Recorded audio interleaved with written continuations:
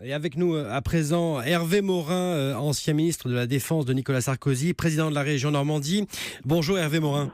Bonjour. Est-ce que d'après vous, Emmanuel Macron a commis une faute grave en menant ce bras de fer avec Pierre de Villiers ?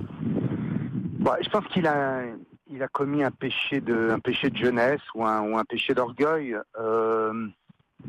Très C'est-à-dire franchement, je trouve très franchement j'ai écouté Vincent Desportes à l'instant. Ouais. Je trouvais qu'il avait vraiment bien démarré, quoi. Vous voyez, il avait fait ce qu'il fallait, aller voir les troupes très rapidement en opération extérieure. Le jour même de son investiture, il s'était déplacé pour rencontrer des militaires blessés dans les hôpitaux. Et je trouvais vraiment qu'il avait endossé ce costume qui est tellement singulier en France de l'incarnation du chef des armées qui est le président de la République. Bien sûr. Et puis là, il a eu cette espèce de péché d'orgueil ou de jeunesse, d'humilier le chef des militaires. Le chef des armées, on sait que c'est le président de la République et personne n'en doute. À un moment très singulier.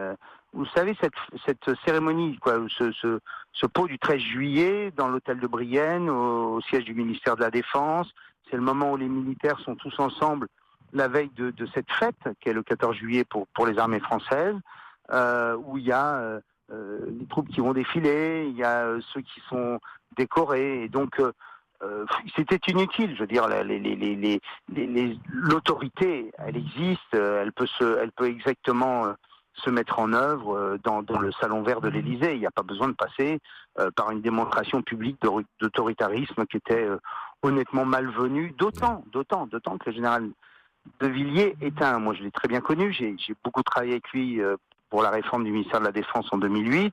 C'est un homme courageux, c'est un homme loyal, c'est pas simplement un homme qui veut de l'argent. Il a été capable de porter la réforme complète du ministère de la Défense que j'ai portée en 2008. Donc on peut pas dire que ce soit simplement un homme qui veuille du fric, quoi. C'est pas ça, quoi. Enfin, voilà. La démission d'un chef d'état-major des armées est très rare. Hervé Morin, quel impact ça va avoir, cette démission ? C'est un acte en effet extrêmement rare dans l'histoire de la Ve République. Pour les militaires, c'est très clairement un signe qui va être vécu tel que vous-même le dites. C'est-à-dire, il faut quand même avoir conscience d'une chose, c'est que un militaire en opération extérieure, il a du matériel qui est du matériel vieux.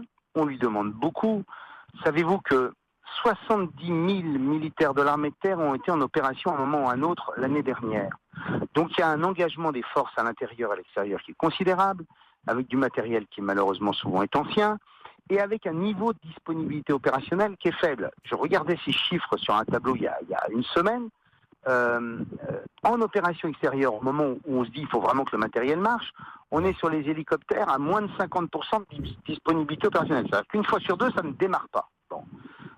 Donc on voit bien qu'on a à la fois une immense ambition, et si on a cette ambition, il faut les moyens. Et les militaires vont se dire, notre chef direct, il a eu raison d'alerter la nation de ce décalage entre